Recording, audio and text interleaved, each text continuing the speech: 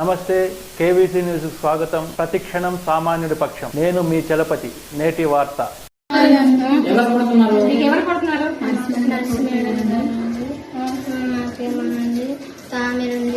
మాకు మొత్తం మచ్చలు ఉన్నాయండి. ఎవరికి కూడా అలా ఉండలేదు కానీ పుచ్చిపోయినాయనండి, కొట్టేరండి. అందరికండి బట్టలు పేసి రాయండి అన్నారండి. బట్టలతో కొట్టారు అంతేనండి, గుంటతో కొట్టారండి. ఇంకేం చేస్తారమ్మా? మళ్ళీ అండి ఈ గుంపెనగడ్డి వాళ్ళకి టీచింగ్ చేస్తే పోతే మాకు ప్రశాంతంగా ఉంటుంది మా మనసు అంటున్నారండి. మరియు మా ఊరు పక్క వాళ్ళకి అందరికండి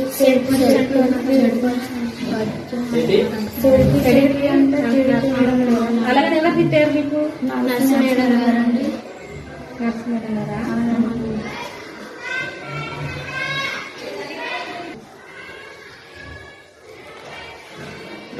కొడుతున్నారమ్మా?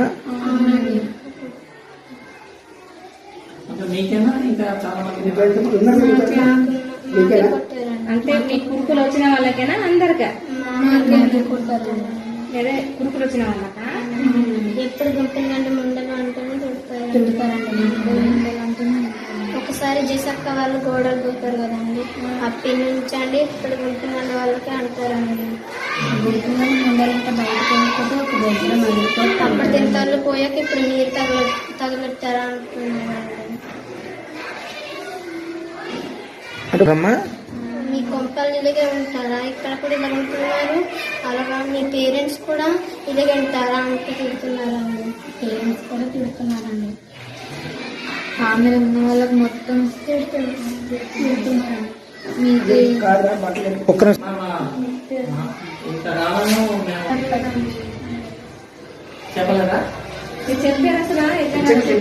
చెప్పాలనుకున్నామండి కానీ ఇచ్చే మేడం గారు కూడా మచ్చలు చూసేసండి బాబాయ్ ఇలా పుచ్చిపోయి మళ్ళీ మేడం గారు మళ్ళీ తిడతారని భయం చెప్పలేదు. అవునండి, చెప్పాలనుకున్నారు కానీ చెప్పలేదు. లేదండి, వాటి గారు తెలిసే విషయం తెలుసు.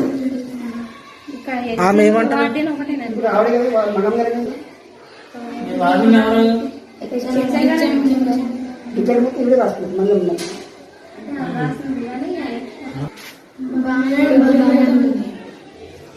పేరమ్మా? సాధుల ఆనందలక్ష్మి. ఏ క్లాస్ అమ్మా? 7th క్లాస్ అండి. నీ పేరమ్మా? టీచర్ రామలమ్మ అండి. ఊరమ్మా? గుంపెనగడ్డి అండి. ఏ క్లాస్ అమ్మా? 9th క్లాస్ అండి. ఏం పేరమ్మా? సోమలమ్మ అండి. సేమ్ నీకు కూడా అలాగే కొట్టా? అదే విధంగా కొట్టారా? ఎలా కొట్టారు చెప్పమ్మా?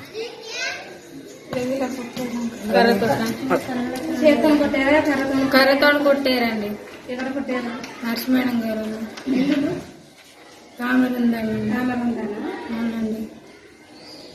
లలిత కూడా అండి నిన్న నుంచి రోజు ఏడ్చుకుంటూ ఉండాల్సింది అవుతుంది. వారి నాన్నకి దానికి 8th క్లాస్ దేవమ్మకి అండి మీకు సెడుపు ఉందంట కదా అంటే తిడతారండి.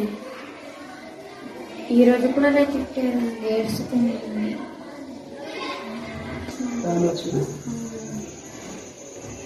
మేడం గారు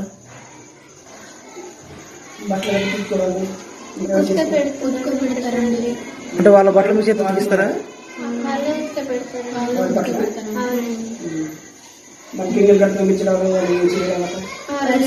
లేకపోతే మేమైతే చిన్నప్పుడు చేసేవాళ్ళం. మా టీచర్స్ కింద చేసేవాళ్ళం. మీరు మా కింద పనిచేయడానికి అలా అవుతున్నారేంటి? 8th వరకు చదువుకుంటుండే చదవటానికి చికెన్ వరకు కాలు తాగడం చదవటానికి ఇప్పుడు దాకా ఏం చేస్తున్నారు పిల్లలు అంటారండి. చదువుతుండేమంటే ఏం చదువుతున్నారు, గొప్ప చదువులు చదువుతున్నారు అని తిడతారండి. ముందరే అంటారండి. ముందరు అంటారు. నా పేరు సాధుల సుందరమ్మ అండి. AGH బోధలూరు కూడా చదువుకుంటున్నానండి. మా ఊరు పేరు గుంపెనగండి అండి. నేనండి సాయంత్రం అండి అక్కడండి మా స్కూల్లో అండి చాలా గట్టిగా కొడతారండి. తామరున్న వాళ్ళకు కూడా బట్టలు ఇప్పేసి కొడతారండి. అందువలన నాకు ఇష్టం లేదని నేను వచ్చేసానండి మా ఇంటికండి.